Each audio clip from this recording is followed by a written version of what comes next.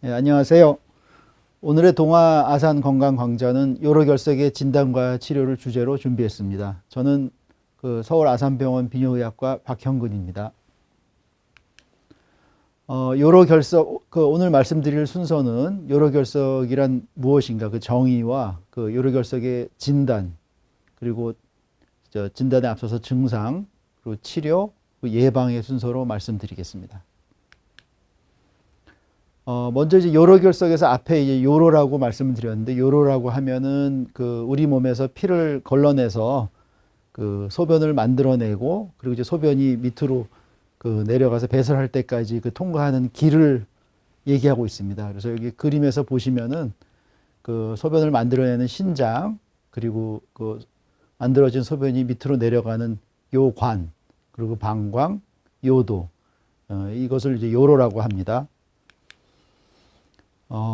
요로결석이 생기는 것은 여러 가지 원인, 뭐 가족력이라든가 뭐 유전적인 그런 영향, 그리고 나이라든가 또는 식이나 비만 같은 데 대사성 원인에 의해서 우리 몸에 여러 가지 원인으로 소변 중에 결석의 성분이 되는 그런 물질이 과포화되게 되면은 그것이 이제 결정을 형성하게 되고, 그렇게 해서 이제 생성되게 됩니다. 종류는 위치에 따라 신장에 생긴 경우 신장결석, 그리고 요관에 있는 요관결석, 그리고 방광결석 정도로 나눌 수가 있겠고요. 그리고 이제 결석의 성분에 따라서는 가장 흔한 칼슘 수산석, 그리고 칼슘 인산석이 있고, 최근에 비만이라든가 여러 가지 대사성 원인에 의해서 증가하고 있는 요산석, 그리고 요로 감염이 원인이 되는 감염석, 또한 유전적인 원인에 의해서 생기는 시스틴석, 정도로 나눌 수가 있겠습니다. 증상은 먼저 이제 가장 특징적인 게 옆구리 쪽, 옆구리 뒤쪽으로 심한 통증을 일으키는 측복통이 보통 이제 흔히 일반 분들이 알고 있는 가장 이제 흔한 증상이 되겠고요. 또한 이제 결석의 위치나 위치에 따라서는 측복통뿐만이 아니고 통증이 상복부 쪽, 앞쪽으로 이렇게 이제 뻗치는 그런 양상의 통증을 일으킬 수도 있습니다. 그것을 방사통이라고 하는데, 방사통의 위치에 따라서는 우측 가령 하복부 쪽으로 방사통이 있으면은 급성 충수염, 흔히 알고 계신 맹장염으로 오인할 수도 있을 수 있습니다. 그 외에 이제 결석으로 인해서 요로에 상처가 날 수 있어서 혈뇨, 유관적으로 소변이 붉게 보이는 혈뇨라든가 또는 이제 소변량이 변화하는 등의 증상이 있을 수 있습니다. 소변이 붉게 이런 식으로 보이거나 아니면 더 진하게 보이면은 덩어리가 져서 보이는 이제 그런 경우도 있을 수가 있고요. 또한 소변이 요로에 이제 결석이 내려가다가 요관에 걸리게 되면은 감염을 일으키거나 하면서 전신적인 증상을 일으킬 수가 있습니다. 그래서 따라서 이제 전신적인 증상으로는 이제 감염으로 인한 발열, 열이 나거나 뭐 오한을 느끼시거나 또는 그거에 따른 심혈관 계통, 그런 증상을 일으킬 수도 있고, 또한 결석이 소화기계에도 이제 영향을 주게 되기 때문에 복통이라든가 구역, 구토 등의 증상을 일으킬 수도 있어서, 이런 경우에는 아까 말씀드렸던 방사통하고 더불어서 처음에 응급실로 환자분이 내원하게 되면은 결석이라기보다는 다른 이제 소화기 계통의 그런 질환을 의심하게 하는 그런 경우도 있습니다.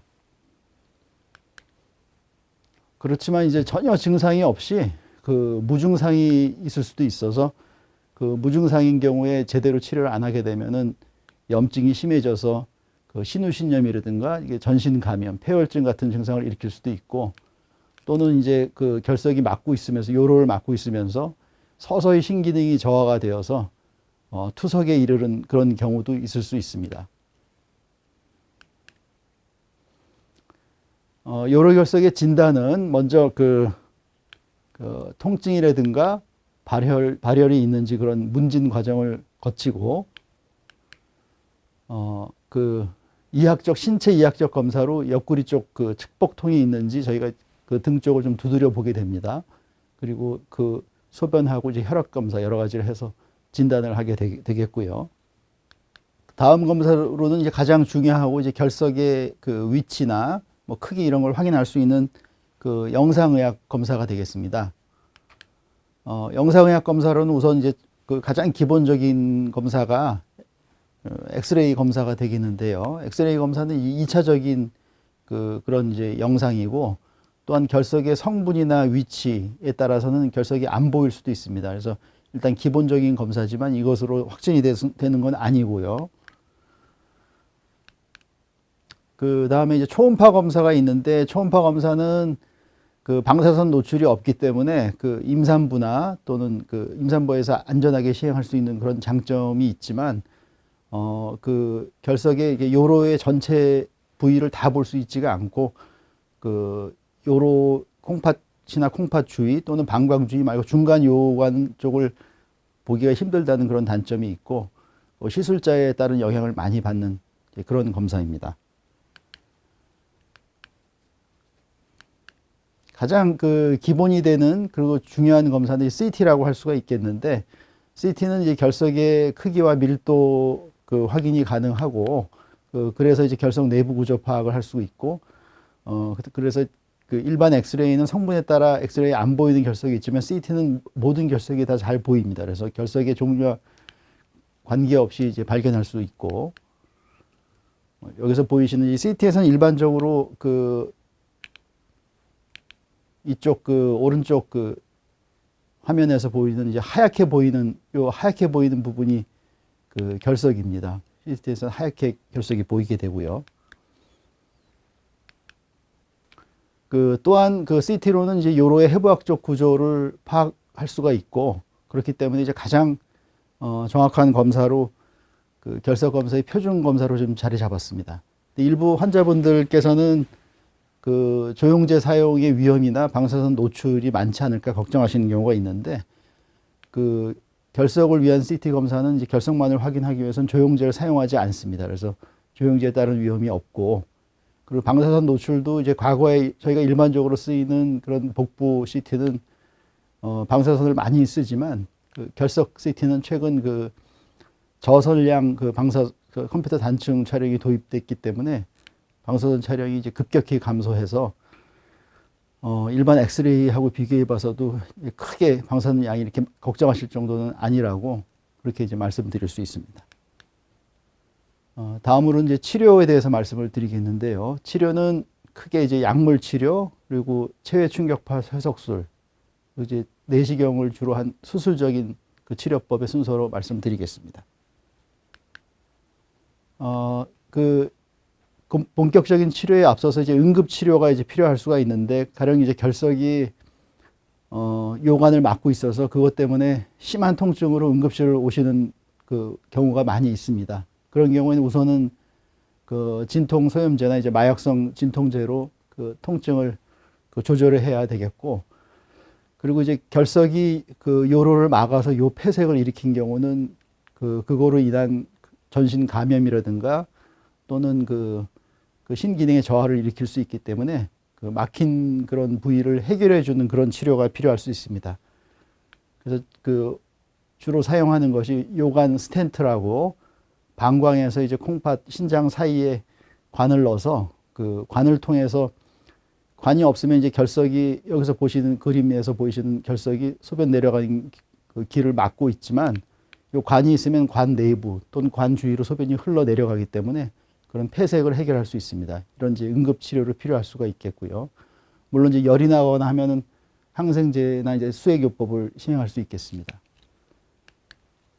그거 외에 이제 약물 치료로는 결석이 이게 요관에 걸려 있을 때 그럴 때 결석을 이제 배출시키는 데 도움되는 약물을 최근에는 많이 씁니다. 알파 차단제.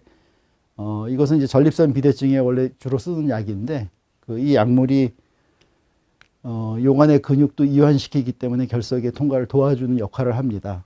그래서 되게 아주 큰 결석은 힘들고 5mm 정도, 그 정도 내외의 결석은 약물 치료만으로도 그 결석이 통과될 수 있는, 배출될 수 있는 그런 경우가 있고요.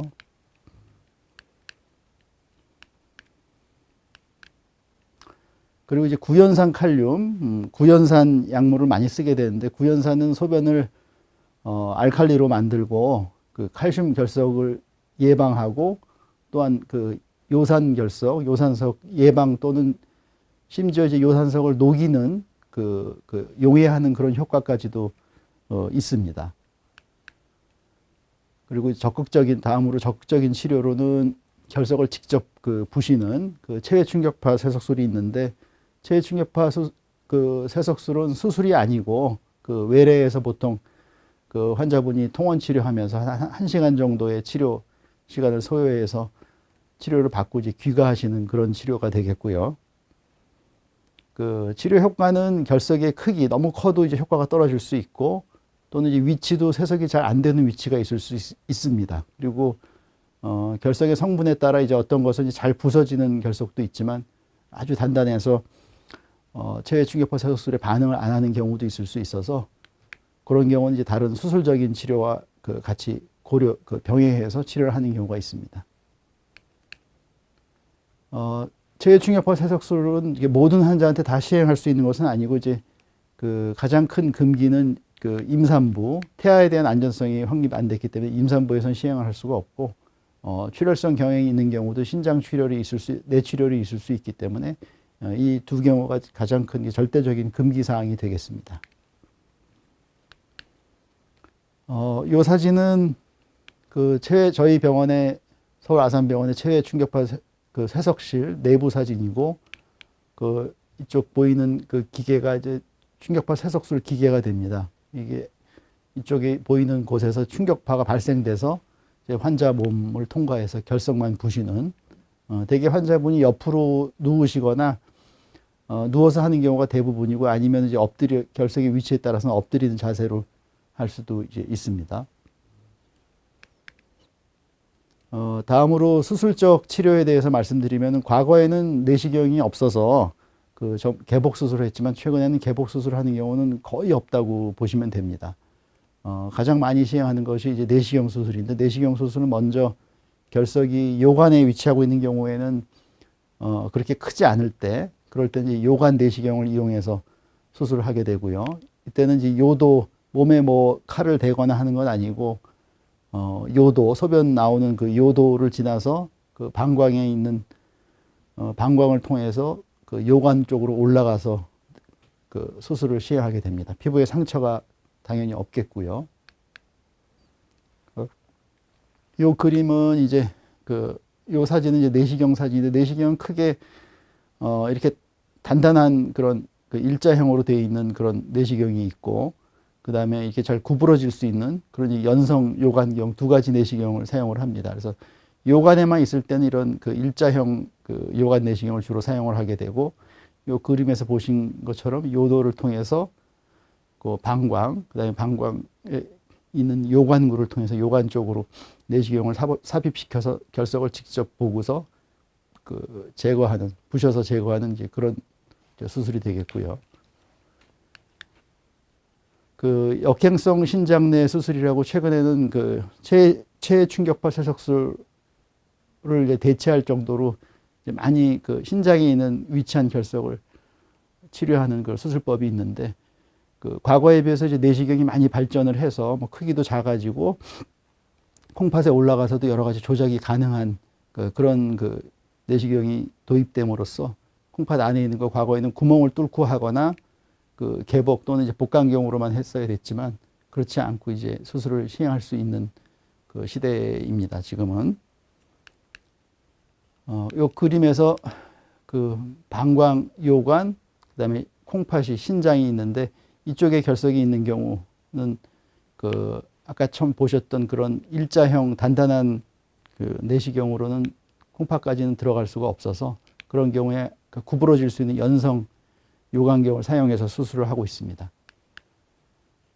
보시면 먼저 연성 요관경을 콩팥까지 삽입을 시킨 다음에 이렇게 구부러질 수 있기 때문에 콩팥에 어느 위치에 있더라도 그 요관경을 이렇게 구부러뜨려서 그쪽으로 접근을 해서 결석이 큰 경우에는 이제 요관경을 통해서 내시경 그 레이저를 삽입을 해서 그 레이저로 돌을 부시고 그다음에 결석 포획 바구니를 그 내시경을 통해 진입시켜서 그 결석을 잡아서 이렇게 빼내는 이제 그런 그 순서로 진행이 됩니다. 이 사진은 이제 실제 이제 내시경 사진인데 콩팥 안에서 이런 식으로 내시경이 다 그 구부러지기 때문에 그 신장 안에 이제 여러 부위에 다 접근이 가능하고요.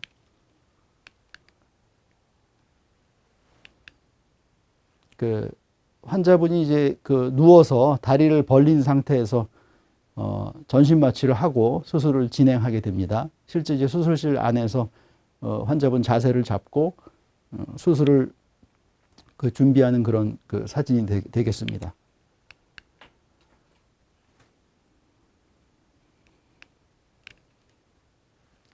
이것은 실제 그 결석 수술하면서 돌을 이제 크게 부시는 그런 그 영상이 되겠습니다.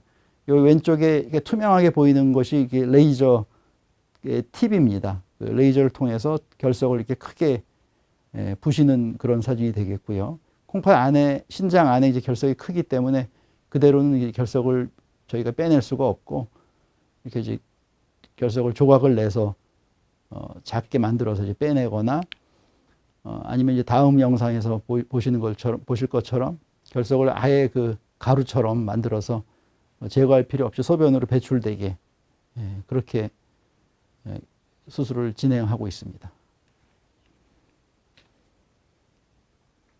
이 수술은 그 다른 수술하고 달리 출혈이 거의 없는 수술이기 때문에 그 출혈성 경향이 있으신 분들 또는 여러 가지 약물 아스피린이라든가 뭐 그런 약물을 출혈성 경향을 높일 수 있는 약물을 사용하시는 분들도 그 약물을 중단하지 않은 상태에서 그 수술을 진행할 수 있는 그런 장점도 있습니다.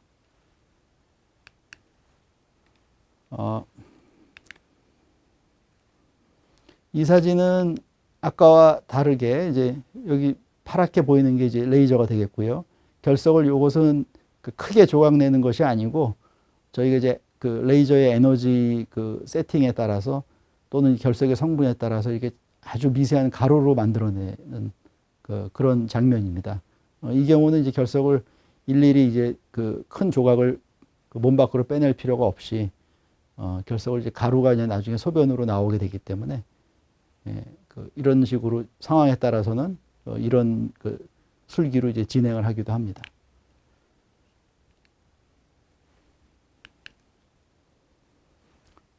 이 장면은 그 결석을 이제 크게 부신 경우에 이것이 이제 바구니가 되겠습니다. 포획 바구니. 바구니를 이제 내시경을 통해서 그 신장까지 진입시키고 나서 그냥 자연적으로 빠지지는 않을 만한 크기의 결석을 이렇게 잡아서 포획해서 지금 빼내고 있습니다. 이렇게 해서 이제 여러 차례 들어가고 나오고를 반복해서 이제 결석의 조각들을 제거하게 되겠습니다.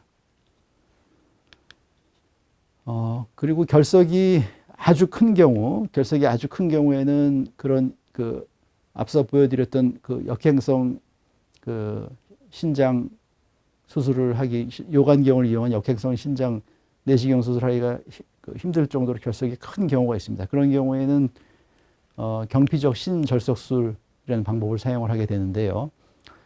이건 이제 신장에 위치한 큰 결석을 대상으로 하고 환자의 등 쪽에 신장 콩팥이 등 쪽에 위치하고 있습니다. 그래서 환자의 등에 한 1cm 정도 또는 0.5에서 1cm 사이에 작은 절개를 하고서 콩팥 쪽으로 직접 통로를 만듭니다. 통로를 만들어서 관을 삽입을 하게 되는데 그 관을 통해서 내시경을 진입시켜서 수술을 하게 되고 이 경우는 아까 보셨던 요관을 통해서 밑에서 요도 방광을 지나서 올라가는 경우보다 훨씬 큰 내시경을 사용할 수가 있기 때문에 결석이 큰 경우에는 수술 시간을 단축할 수 있고 하는 그런 장점으로 이 수술 방법을 사용하기도 합니다. 비교적 큰 결석도 이제 한 번에 제거할 수가 있는 경우가 있고요. 그래서 이 거먹해 보이는 부위가 이제 결석이라고 한다 그러면 이 신장 안 그 구조 그림인데, 신장은 안에 이제 혈관이 아주 많습니다. 그래서 이쪽을 일부를 구멍을 내서 이제 수술을 진행하는 것이기 때문에 출혈이 있을 수 있고, 그리고 이제 등 쪽에 그 구멍을 내서 하기 때문에 아무 피부에 상처가 없는 그런 이제 요관 내시경 수술에 비해서는 통증이 좀 있을 수 있고, 또한 이제 콩팥 위치가 좀 높은 경우에는 그 우리 능막하고 능막 쪽에 손상을 줘서 뭐 그 혈흉 그런 위험성도 있긴 합니다. 그렇지만 대개는 다 그 극복 가능한 그런 저희가 컨트롤할 수 있는 그런 게 그 문제가 되겠고요. 단 그 요관 내시경 같은 경우는 이제 입원을 안 하시거나 당일 수술 또는 이제 하루 정도 입원을 하고 보게 되는데, 경피적 신절석술은 출혈이나 여러 가지 위험이 있기 때문에 보통 5일, 수일 정도, 5일에서 길게는 한 일주일까지 그런 그 입원 기간이 필요할 수가 있습니다.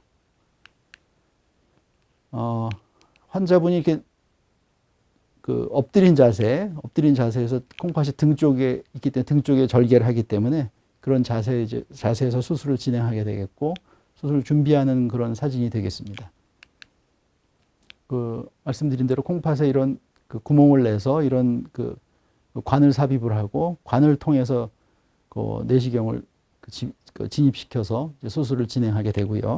실제 수술하는 장면이 되겠습니다. 그 카테터를 이용해서 조영제로 그 이쪽 요로를 확인을 하고, 그 다음에 관을 삽입해서 실제 요 삽입한 관을 통해서 지금 내시경이 들어가는 사진이고, 이쪽에 그 노랗게 보이는 부분이 결석이 되겠고요. 여기 이제 하얗게 보이는 부분이 초음파를 이용해서 결석을 분쇄하는 그런 장치인데, 아까 그 요관 내시경에서 보셨던 그 레이저보다는 훨씬 이 기구가 크다는 걸 알 수가 있습니다. 훨씬 굵고 큰 그런 기구라서 결석이 클 때는 이제 이런 큰 장비를 이용해서 결석을 이제 크게 부셔서 요 관을 통해서 이제 제거를 하게 됩니다. 결석의 성분에 따라서는 이렇게 좀 부서지지가 않고 구멍이 나면서 좀 가루가 많이 생기는 이제 그런 경우도 있고, 여기 좀 조각이 난 것이 보이고 있습니다. 계속해서 이제 결석을 분쇄하고 있고, 그리고 아까 그 요관 내시경을 이용해서 수술할 때는 뭐 아주 가는 포획 바구니를 이용하지만, 지금은 이런 집게 손을 이용을 해서 결석 조각을, 큰 조각도 이렇게 잡아서 요 관을 통해서 몸 밖으로 배출을 하게 되겠습니다. 그 마지막으로 그 치료 후에 이제 요로 결석은 그 다른 질환하고 달리 그 재발률이 아주 높습니다. 보통 5년에서 10년 사이에 그 결석 환자의 50% 이상이 재발을 한다고 보기 때문에 그 예방이 아주 중요한 그런 질환이 됩니다. 그래서 그 요로 결석의 예방을 위해서는 우선 첫 번째로 식습관, 식이 지침에 대해서 말씀드리면은 그 수분 섭취가 중요합니다. 그 하루에 한 2.5 내지 3리터 정도 수분 섭취를 하라고 말씀을 드리는데, 이건 이제 일반적인 컵으로 컵이 한 잔이 한 200에서 250cc 되는 컵으로 하루에 한 10잔 정도 그 물을 드시라, 이렇게 말씀을 드리고요. 이렇게 수분 섭취를 하는 목적은 그 소변량을 한 2리터 정도 하루에 유지하는 것이 목표입니다. 다음으로는 이제 짠 음식이 또 그 결석의 원인이 될 수 있습니다. 이것은 짠 음식 그 염분의 과다 섭취를 피하는 것은 결석 뿐만이 아니고 그 여러 가지 성인병 예방에도 도움이 되기 때문에 지켜주시면 좋을 것 같습니다. 그래서 염분은 하루에 그 한 4, 5g 이하로 염분 섭취를 이제 제한을 하도록 권장을 하고요. 그 염분이 많은 음식은 대개 이제 국물이 들어간 우리나라 음식 중에서 국물이 들어간 이제 찌개 종류나 국 종류, 이런 국물이 들어간 음식이거나 젓갈 종류, 그리고 집에서 드시는 것보다는 이제 그 외부에서 이제 외식을 하게 되면 식당 음식들이 염분이 많기 때문에 이런 경우에 이런 음식들은 조금 덜 드신다, 이렇게 생각하는 것이 좋을 것 같습니다. 그리고 동물성 단백질 섭취도 너무 많이 섭취를 하게 되면은 우리 혈중 요산이라는 게 올라가고, 또 우리 몸이 산성이 되면서 결석이 잘 생기게 됩니다. 그래서 지나친 동물성 단백질 섭취는 줄이고, 과일과 고기 종류를 드실 때는 과일하고 채소를 충분히 같이 섭취를 해서 식사를 하시는 그런 균형 잡힌 식단, 그것이 중요하다고 말씀드리고요.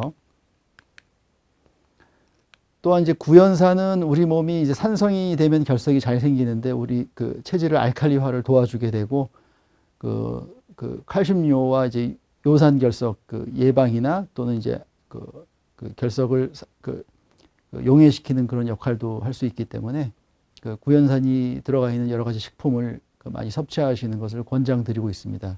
오렌지나 레몬, 뭐 귤 종류 이런 종류 과일이 많이 들어 있는데 그 가장 바람직하다고 제가 권장하는 건 주로 오렌지나 레몬을 주스 형태로 드시는 그런 것을 하루에 한두 잔 정도, 그러면 확실하게 결석 예방 재발률이 준다는 그런 연구 결과가 있습니다.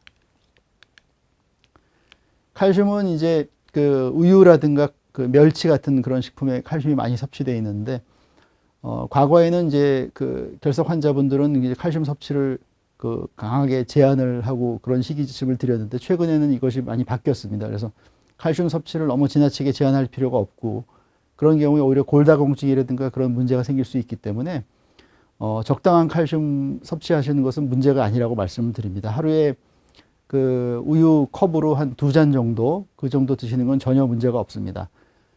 칼슘을 적당히 섭취를 하시게 되면은 결석 중에 가장 흔한 것이 칼슘 수산석인데 이 칼슘이 흡수되기 전에 장에서 수산하고 결합이 돼서 대변으로 배설이 됩니다. 그렇기 때문에 오히려 칼슘 수산석을 예방하는 그런 효과도 있을 수 있어서 물론 이제 지나친 섭취는 안 좋지만 적절히 섭취하는 것은 문제가 없다. 그렇게 이제 말씀을 드립니다. 결석 중에 가장 흔한 것이 이제 칼슘 수산석인데 보통 일반 분들도 많이 아시는 게 이제 시금치 먹어도 되냐 이렇게 물어보시는데 이제 시금치라든가 여러 가지 녹색 채소 종류나 뭐 발효된 차, 초콜릿, 견과류 이런 데 이제 수산이 많이 포함되어 있기 때문에 일반적으로 다 제한하실 필요는 없지만 칼슘 수산석 환자분이 재발성 칼슘 수산석 환자분 경우에는 이런 수산이 많이 포함되는 음식의 섭취는 과다하지 않게 하시는 게 좋겠다. 그렇게 말씀드릴 수 있습니다. 비타민 C는 너무 고용량을 섭취하시게 되면 문제가 될 수 있습니다. 비타민 C가 우리 몸에서 대사가 돼서 수산으로 바뀝니다. 그래서 칼슘 수산석이 재발하는 환자에 있어서는 비타민 C의 과다한 섭취는 문제가 될 수 있습니다. 그렇지만 일상적인 용량 하루 1000ml나 500mg 정도는 대개는 문제가 없는데 이것도 이제 너무 지나치게 고용량을 섭취하는 경우에는 문제가 될 수 있습니다. 그리고 이제 여러 가지 비만이라든가 그런 대사증후군 뭐 이런 것이 이제 결석 위험도를 높이기 때문에 일반적인 이제 이런 것을 에 대한 치료 노력과 적당한 운동과 체중 관리 이런 걸 병행하는 것이 그런 생활습관 교정하는 것이 필요하겠습니다.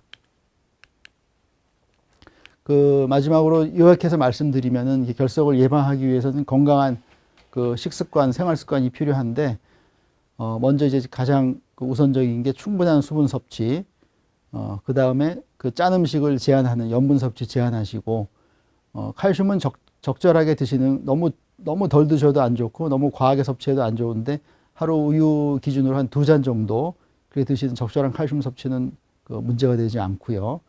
그리고 이제 과도한 육류 섭취를 자제하고 고기 종류를 드실 때는 채소 종류와 같이 드셔서 그런 이제 균형 잡힌 식사를 하시는 게 뭐 결석 예방뿐만이 아니고 성인병 예방에도 도움이 될 수 있을 것 같습니다.